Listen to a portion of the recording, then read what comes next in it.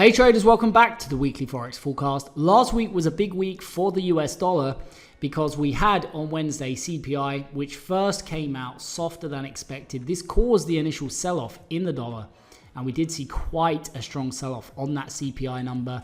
The sell-off on that CPI number was a fantastic opportunity to fade that, to look for those reversals last week. The dollar pairs especially did reverse once they pierced their upper and lower bounds last week. And last week was a fantastic week for Forex trading opportunities. And in fact, it was so good that we extended the recent win streak in the members area to 26 setups in a row now without a loss. And part of the reason for this reversal was we had FOMC later that day on the Wednesday after the CPI.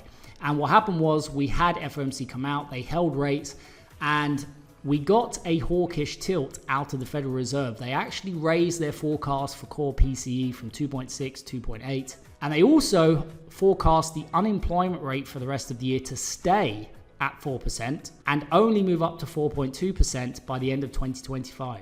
Now, this seems highly unlikely, and it does look like the unemployment rate is going to continue to unwind and probably at a faster and faster pace. But a combination of a higher core PCE inflation forecast and the forecast for the labor market to remain tight around 4%, 4.2%. This kick-started higher for longer trading, essentially a regime shift back into higher for longer. In the dollar, we saw the dollar rallying off the back of that. And going into this week, it does look like we're going to continue to get follow through, and the 107.35, which I've been highlighting in previous videos as the next key breakout to the upside. This is a major reversal because this is a higher low over here. So this is potentially the start of a third wave to the upside. The 107.35 is on the cards, and it does look like we could even get there next week, but certainly within the next few weeks, it looks like we're going to be breaching and testing the major breakout of the 107.35. So dollar long plays are on my list heading into this week. And I'm also going to talk to you in this week's video about how I'm going to navigate 3 of the interest rate decisions coming out next week.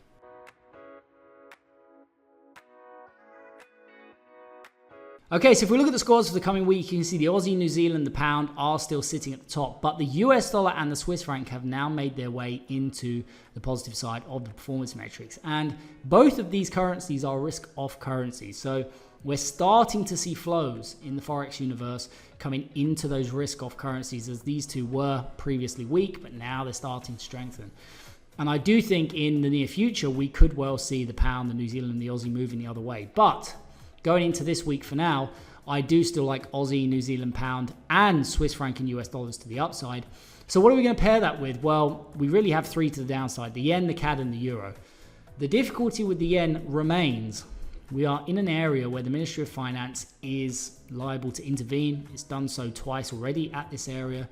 And the problem we face is, as short-term traders, if we get involved with shorting the yen, and the Ministry of Finance intervenes and drives the value of the yen higher very sharply, we can be on the wrong side of bigger losing trades in the short term. So it's still not that attractive to me as it currently stands temporarily, the yen. In other words, to short the yen, I'm talking about specifically. And so the euro to the downside and the Canadian to the downside are the 2 currencies that I favor the most, especially the euro. I do like euro shorts as the #1 theme to the short side, followed by the CAD. And we also have a number of interest rate decisions coming up next week. So we have Australia on Tuesday. So when we look at the Australian dollar pairs, we really need to keep in mind that these markets are likely to start moving from Tuesday onwards. And we also have pound and Swiss franc, or in other words, SMB and BOE interest rate decisions next week, both on Thursday. So ideally, I'd like to be in and out of the pound and the Swiss franc pairs before Thursday. That's the plan heading into next week. So primarily, we're going to be looking at EurAusd to the downside, Euro New Zealand to the downside, Euro pound to the downside. I'm also going to look at Euro franc and Euro dollar to the downside. We'll look at Aussie CAD, New Zealand CAD, pound CAD, CAD franc to the downside, and US dollar CAD to the upside to give us the best opportunity of making money next week.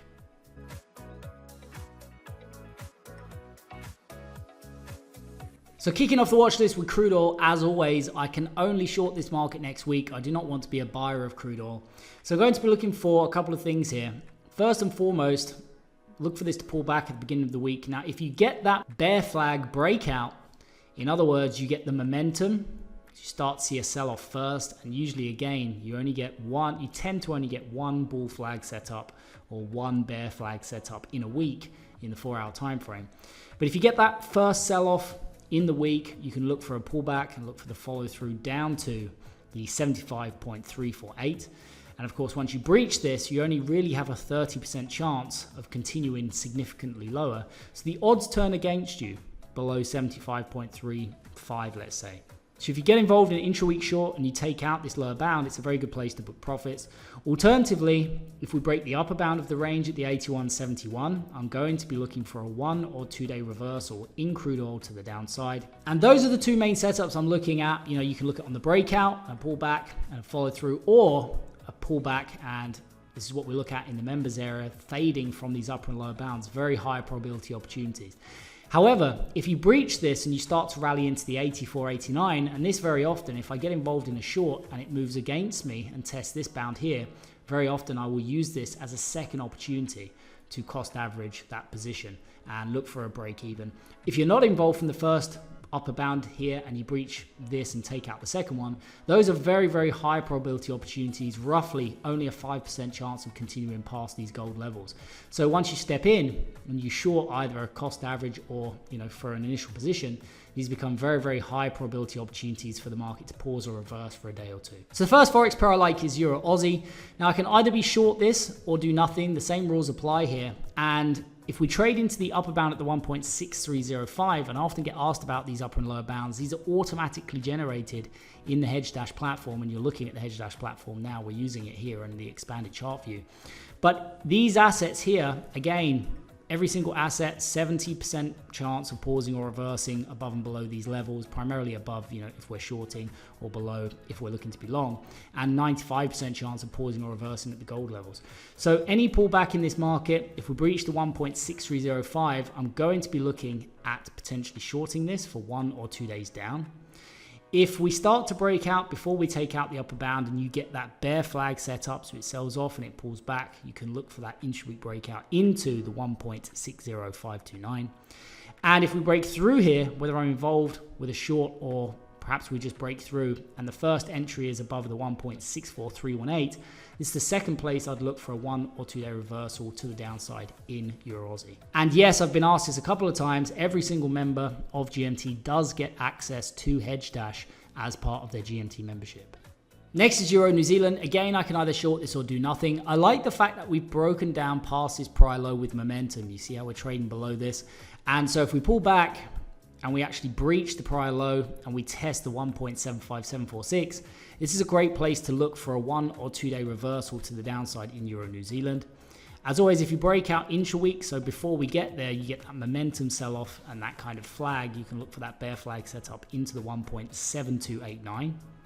And the third thing I'll be looking for is if we breach the 1.75746, whether I'm short already or not, if we take out the 1.7717, and in fact, some of the best opportunities are reversals from the gold levels when you're not already involved, you know, in a short. So you're not cost averaging it. It's an initial position.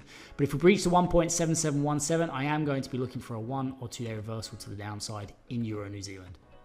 Next is Euro Pound. Now we also have a nice opportunity here because we've got a prior low, this kind of consolidation low, and also a gap close down here. So if we pull back in this market, and again, I can either short it or do nothing, I cannot buy this, but if we breach the 0.84772 and we test this low, or we come back and we close the gap, a gap close, that would be a great place above this level to start to look for a 1 or 2 day reversal to the downside in Euro Pound. Alternatively, if you break out before you get there, as always, you get this kind of bear flag set up, you can look for that intra-week into the prior low and the 0.8396. And if we breach this and we push all the way into 0.8517, this is the second place I'll be looking for a potential 1 or 2 day reversal next week in Euro Pound. Next is Euro Franc. Now I can either be short or do nothing, but look at this, be warned. On the daily time horizon, on a rolling daily basis, you actually have a 95% chance, so not these levels, but on a rolling daily basis in terms of how crowded shorts are to the downside, you've got a 95% chance of pausing or reversing higher. So what that tells me is if you are looking to be short Euro Franc, very bad idea in all probability to short this anywhere near the open because there's a very, very good chance this snaps back first next week and probably breaches its upper bound, maybe even pushes towards its second upper bound next week. I am looking to be short, but I wouldn't short this near the open because of the risk of a snapback over Monday, Tuesday, and Wednesday. So dropping down to the 4-hour chart, what I'd like to see here is I'd like to see this market pull back first. I think that is a very, very, very high probability, and we may even snap back through the upper bound here with a bit of momentum, maybe even testing these lows. If we do breach the 0.95947, this would be a great place to look for a 1 or 2 day reversal to the downside in Euro franc, especially before Thursday. If you breach these upper and lower bounds, a few days out before an interest rate decision, very often they hold. Not always, but very often they do hold. And so that would be a great setup between Monday, Tuesday, Wednesday, into the S&P on Thursday, and be out of it if possible by Thursday. And of course, if we breach this level and we take out the 0.96608, this is the second place next week. I'll be looking for a 1 or 2 day reversal to the downside. You can potentially look for the breakout intra-week, but I wouldn't. And the reason why I wouldn't look for the breakout here is because I just showed you the data in terms of a rolling daily basis. This market is very crowded to the downside. And if you've got a 95% chance of pausing or reversing higher, Monday, Tuesday, Wednesday, what that means is any breakout has a very high chance of failing and snapping back. So I would filter the intra-week kind of breakout stuff in this, only looking for shorts above the upper bounds in Euro franc next week. Next is euro dollar. I can either be short or do nothing next week. I cannot buy this market. Notice the gap close. Comes back, closes the gap, and then sells off. So remember that when euro pound starts to pull back, very good chance we perhaps take out that gap and then start to roll over to the downside. So just keep that in mind. For euro pound next week could be a very good setup. Any pullback in this market next week, though, is viewed as an opportunity for me to look for shorts above the 1.0783. And I'm looking for a 1 or 2 day reversal. Very often you test these levels, you can start to move, for multiple weeks to the downside. But the objective that I'm looking for is to capture 1 to 2 days worth of volatility in these markets.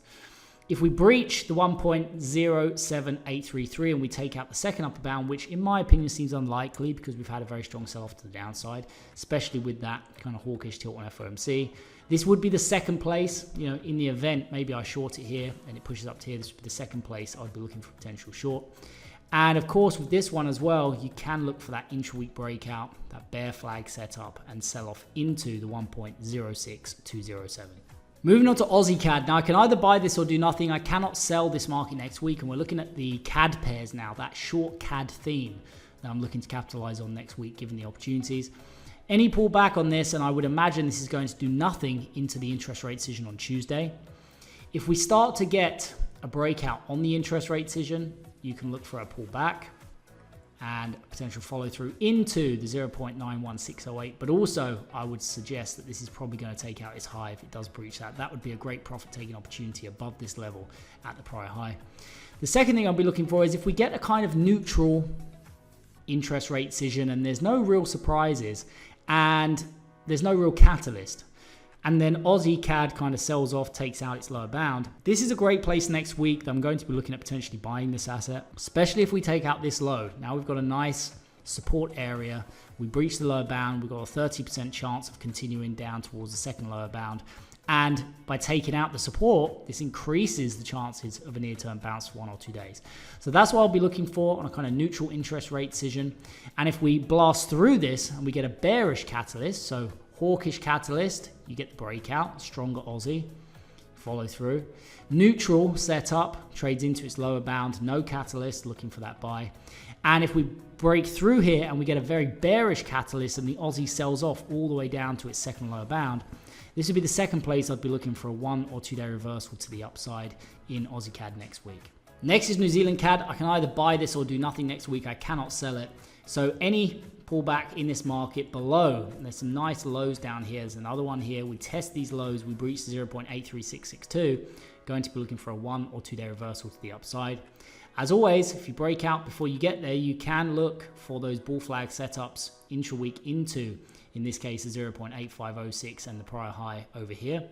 And the second place I'd be looking to buy this on the dip is if we breach the first lower bound and come and test the 0.8296. This would be the second place I'll be looking for a 1 or 2 day reversal to the upside. Usually, most of the time, if I'm buying or selling from this level, it's because I've already entered a trade and it hasn't really worked and it started to move against me. Next is pound CAD. Again, I can only be a buyer of this market or do nothing. I cannot short it. So if we breach the 1.7303, this is the area I'm going to be looking for a 1 or 2 day reversal. Preferably before Thursday, so maybe it happens on Monday or Tuesday, you get the reversal and we can be out of it by Thursday. That's what I'll be looking for. The second thing is if we break out intra-week with an interest rate decision on Thursday, may struggle to get those kind of bull flag breakouts, but if you do get it, you can look for the 1.7545 or into the prior high in this asset. And also, the second place I'd be looking to potentially buy on the dip if we breach the lower bound, the blue lower bound here, and we come all the way down to the gold, the second lower bound. This is at the 1.71822, the second place I'll be looking for a potential long opportunity in pound CAD next week. Next is CAD franc. Again, I can either short this or do nothing. Cannot be a buyer of this market, so I have a directional bias on this. And so any pullback in this asset, if we breach the 0.65320 in this case, and there's quite a nice high over here, we have this kind of sideways consolidation which has been broken, but we may fail, come back, snap and take out the upper bound and also this high. If we do that and we start to trade between these two areas here, or between these two levels in this area I should say, this is going to be a place I'm going to be looking for a 1 or 2 day reversal to the downside. If you break out before you get there, you can look for that bear flag setup, especially as the Swiss franc interest rate decision is not till Thursday. And the second place to the upside I'll be looking for potential short is if we breach and push all the way into the 0.6584, perhaps we breach this and we test this low. This would be a second good place to look for a 1 or 2 day reversal in CAD franc next week. And the final CAD pair is US dollar CAD. I can only be a buyer of this asset. I cannot sell this asset next week. So I'm going to be looking for a pullback, a breach of the 1.36405. And if we start to trade below this level, I'm going to be looking for momentum to fade, look for some of those reversal patterns on lower time frames, looking for a 1 or 2 day reversal to the upside. As always, if you break out before we take out the lower bound like this, you can see if you can get that intra-week bull flag set up into the 1.38280. And if we breach the lower bound at the 1.3640 and we trade all the way down into the 1.3546, it's the second place, probably on a cost average basis, that I would be looking for a 1 or 2 day reversal to the upside in US dollar CAD.